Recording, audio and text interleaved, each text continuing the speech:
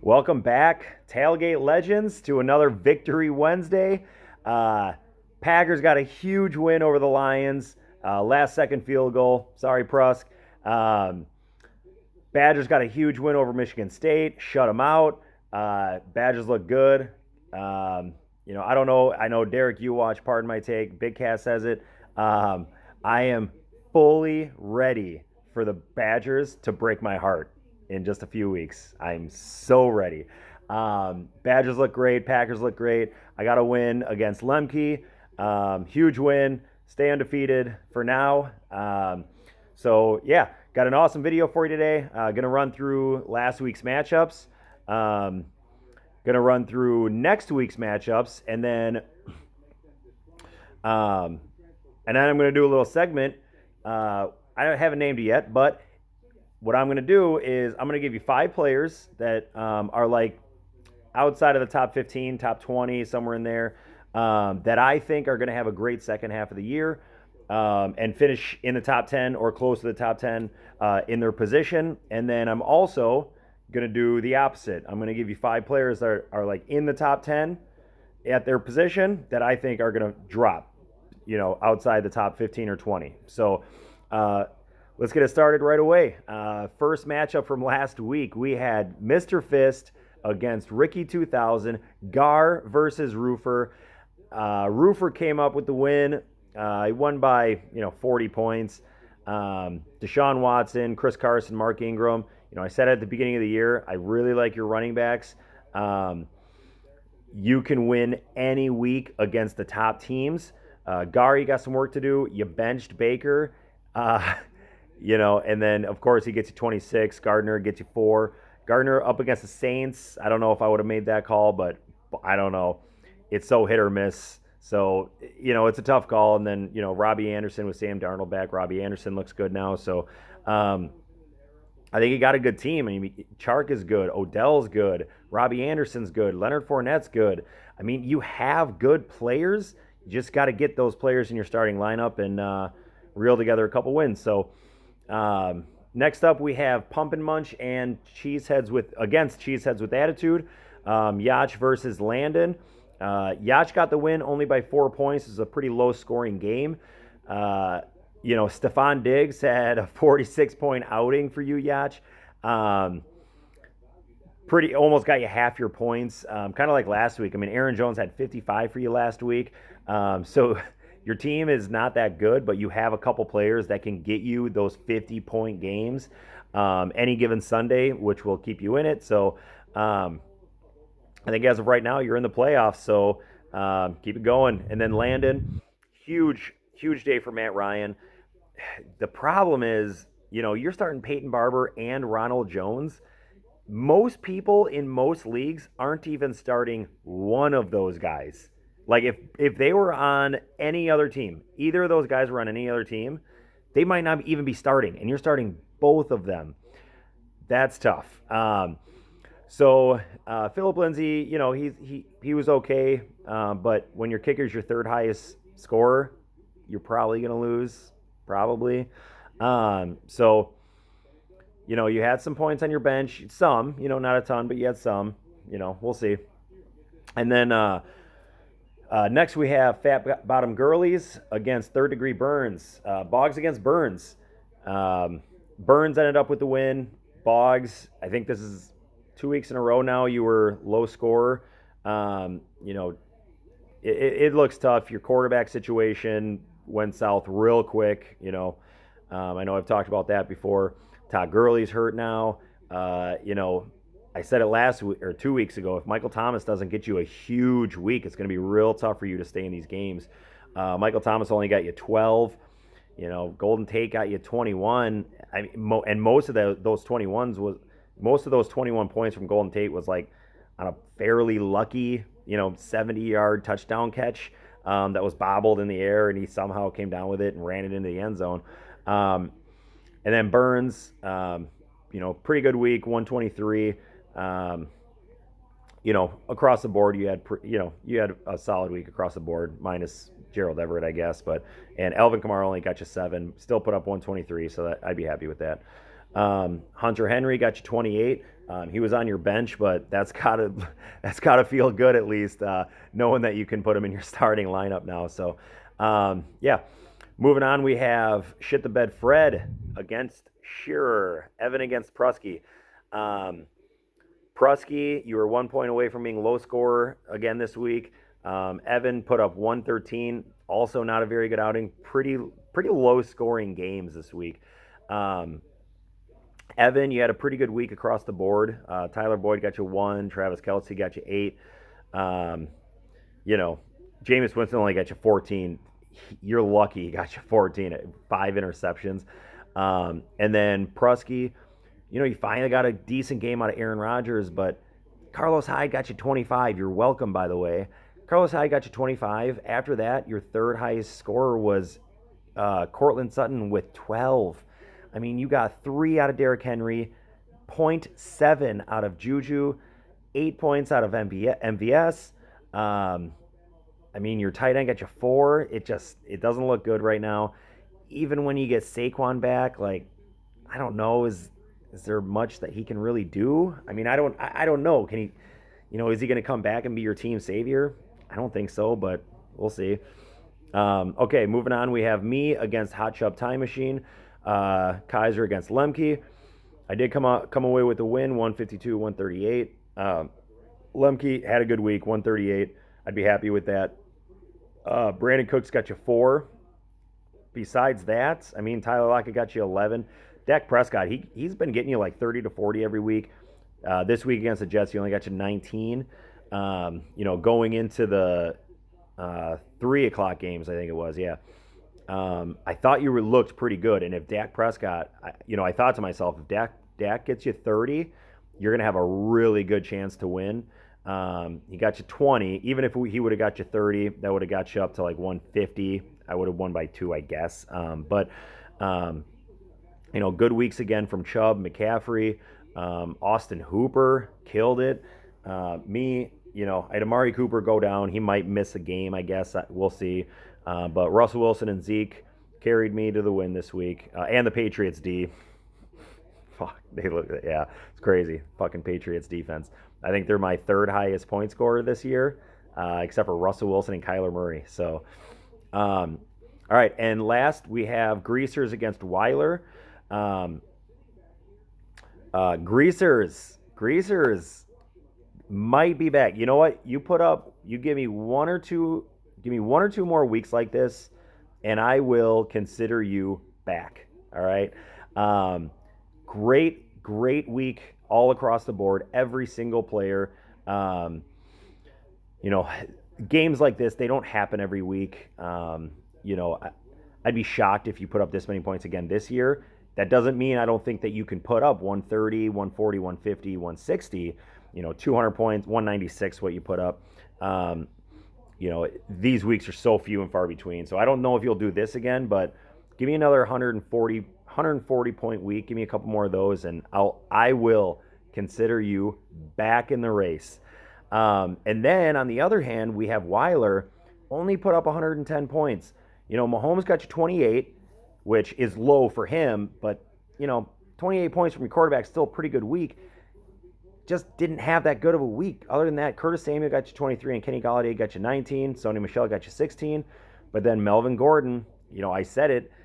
I don't know what's going to happen with this whole Melvin Gordon, Austin Eckler situation. Austin Eckler only got you 5 points too. Keenan Allen only got you 5 points. The Chargers offense just doesn't look that good right now. Not saying that they'll look good later, but they just don't look good right now. So we'll see. It'll be interesting to see what happens with Weiler's team. You have a lot of Chargers players, so yeah. Okay, so we're going to move into a segment. I'm going to give you my top five players that I think are going to drop off. So that means that they're like in the top 10 points at their position. And I think that second half of the year, they're going to drop off at least mildly and end up outside of the top 15, maybe the top 20, something like that. And then after I do that, I'm going to do my top 5 players that I think they're outside the top 15 or outside the top 20 that I think can end up in the top 10 by the end of the year. So, okay, so first, number 5 for players that I think are going to regress. Number 5, I have Cortland Sutton. So Cortland Sutton is a good player. Don't get me wrong. Right now, he is 8th in the league for receivers in scoring. When you look at, he's getting his fair share of targets, so that makes me feel good. However, you look at his matchups that he's got coming up. He has the Chiefs this week, which is a good matchup. But then you're looking at the Colts, who they have a good defense. The Browns, they have a good pass defense, and they're going to get healthier than a bye week. Then they have the Vikings, the Bills, and the Chargers, all top 7 pass defenses. So number 5, I have Cortland Sutton. I think he's going to take a little bit of a step back for the rest of the year. Next, I have Terry McLaurin. I know, he's my guy. I love Terry McLaurin. I loved him going into the draft. I didn't think he was going to be this good. Obviously, I'm happy that he is this good, but right now, he is 10th among wide receivers for scoring. He is a top 10 fantasy wide receiver right now. It's crazy. And he missed a game. From injury. So, but moving forward now, you look at his schedule, it gets kind of brutal. So far, the Redskins have not faced that good of pass defenses, believe it or not, except for the Patriots. They've been playing average to very below average pass defenses. Now, this week, they have the Niners, number 1 in pass defense. Then they have the Vikings. Then they have the Bills. Then they have a bye. Then they have the Jets. Now, the Jets' pass defense is going to it's already improved over the last 2 weeks. Then they have the Lions, so-so. Then they have the Panthers with a really good pass defense. And then the Packers with a good pass defense. And then the fantasy year with the Eagles and Giants. But, you have 5-6 weeks in a row there where, I don't know, they're going to be able to put a lot of coverage over to Terry McLaurin. I think Terry McLaurin ends in the top 20. Barely. I think he's right around that top 15 to 20 range. Top 10, it'd be awesome if you finish in the top 10, but I just don't think it's going to happen. Okay, number 3, I have Aaron Jones. Right now, Aaron Jones is 7th among running backs for points. He's averaging 21 points a game. Now, the thing about Aaron Jones is 55 of his points out of his 126 points, 55 of them came in one game. And that one game was when Jamal Williams was out with a concussion against the Cowboys. So you kind of saw what happened last week. He fumbled. He had a terrible drop. I'm not saying they're going to stop giving him the ball, but as long as Jamal Williams is healthy, I see a pretty fair split there. Pretty even split, which doesn't bode well for either player. But Aaron Jones, I think, is the more talented guy, but I don't think he's going to finish in the top 10 scoring. So, and then number two, I have Nick Chubb. Nick Chubb right now is 3rd among running backs for points. Now, Nick Chubb is an extremely talented running back. I wish he was on my team.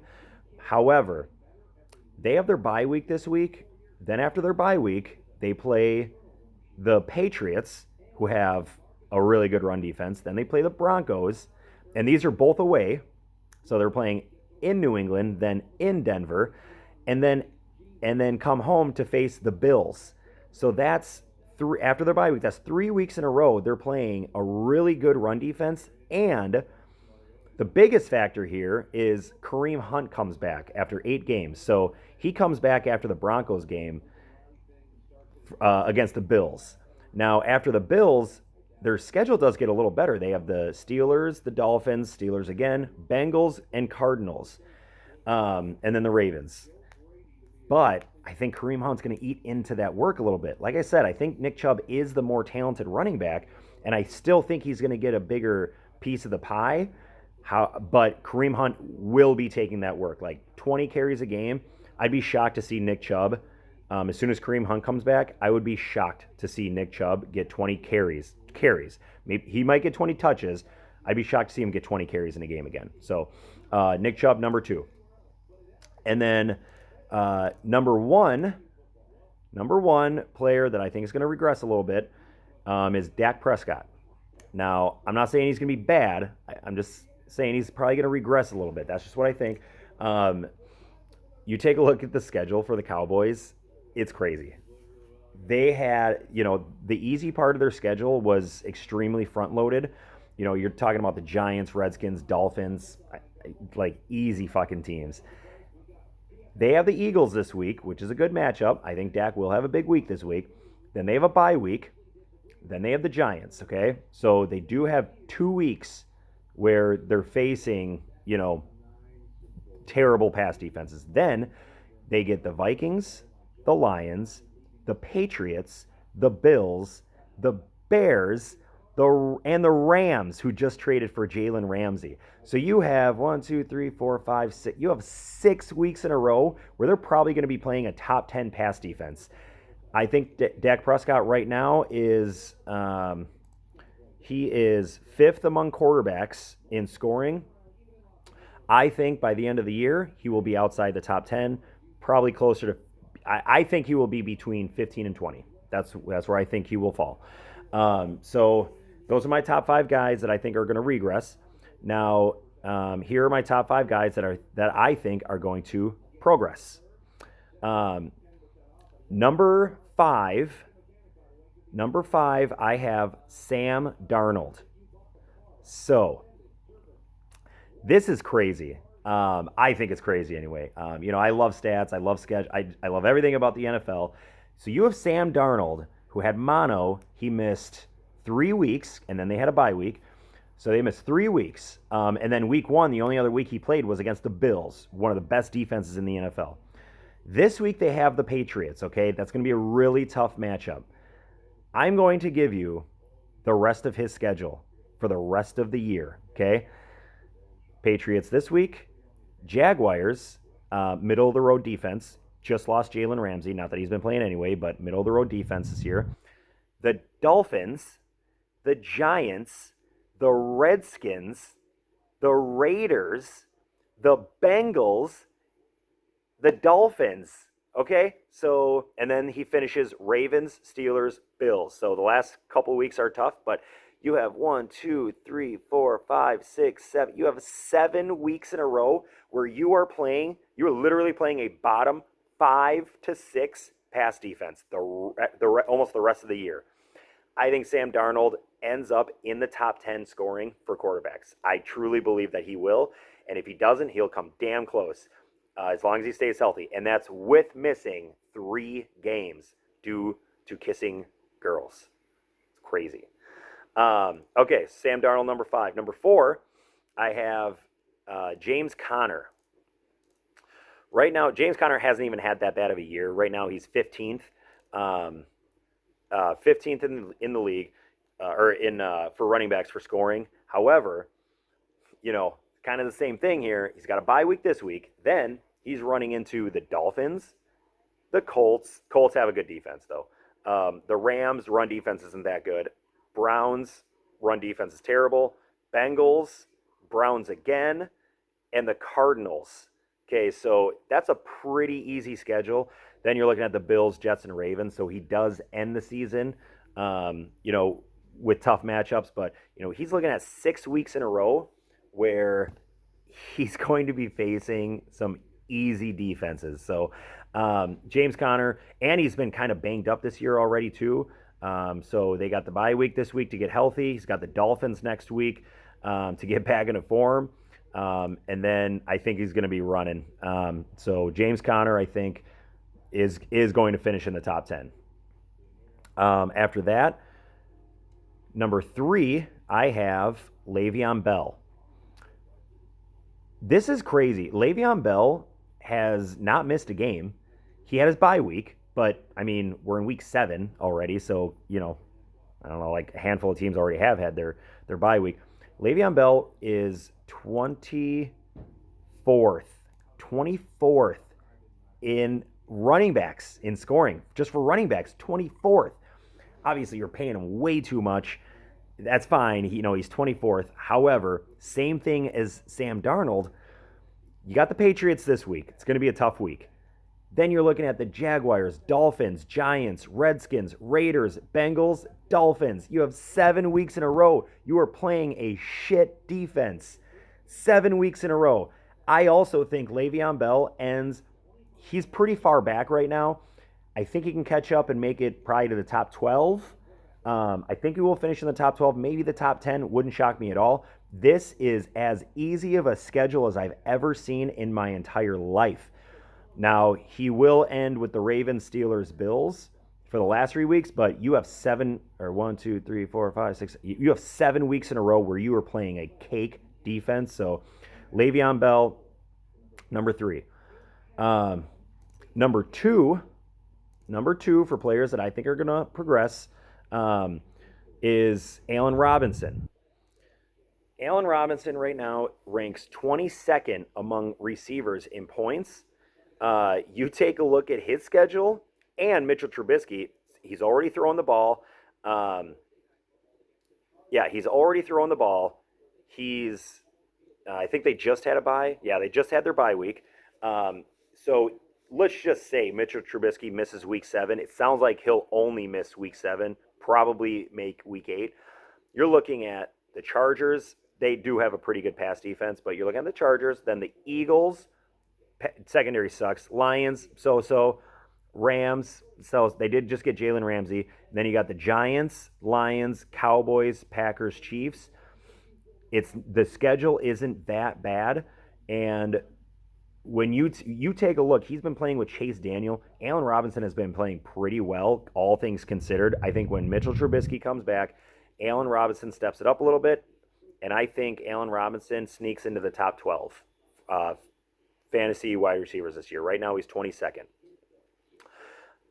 My number one player that I think he has not had a good year so far. This person is due to injury. It's pretty obvious. Hunter Henry. Hunter Henry right now is 17th among tight ends, and that's only with playing 2 games.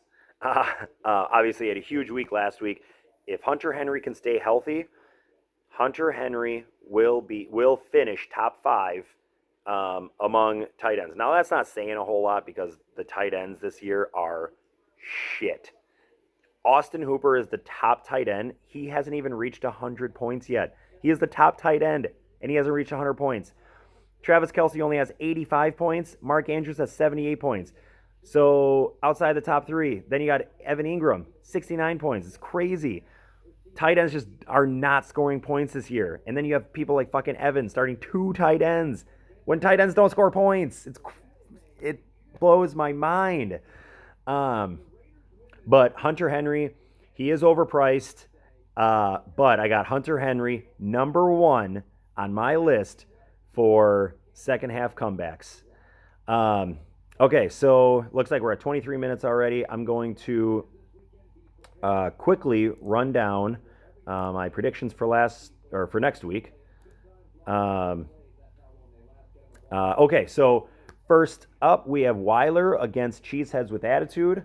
I am going to take Weiler in this. However, Cheeseheads with Attitude, Landon, you're getting Jamison Crowder back. With Sam Darnold coming back, I think that's huge.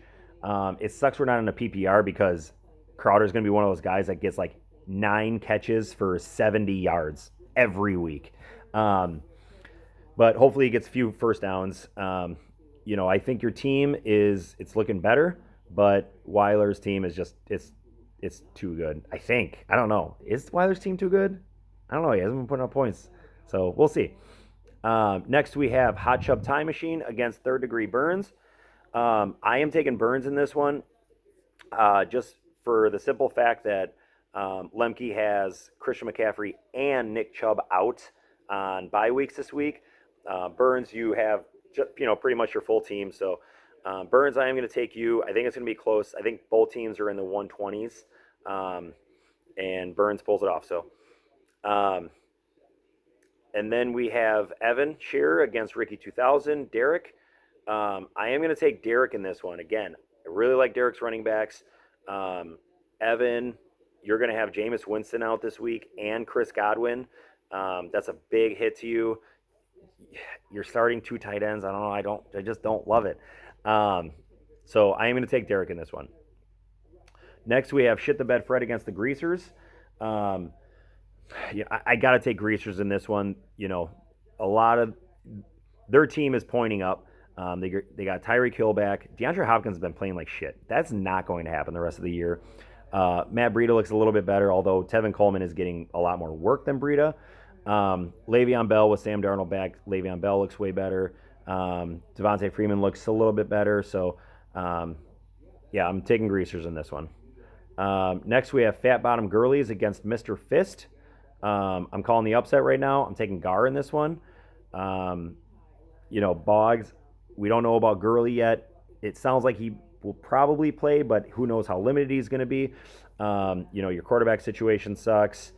It's tough. It's been tough sledding for you, bud. And then you got Gar. If he picks the right quarterback this week, the quarterback that gets him 30 points, Leonard Fournette's been good. DJ Chark's been good. Darren Waller, he's coming back from his bye week. So, Gar, I'm taking you in this one. And then last, we have me against Pump and Munch, Yach. This is a tough game. I'm taking me in this one, but I actually don't feel great about it because my matchups suck. Terry McLaurin, I have to start him because Mike Evans is on a bye, but he's playing against the Niners. Russell Wilson's against the Ravens, so I might have to start Kyler Murray against the Giants. I don't know what I'm going to do there.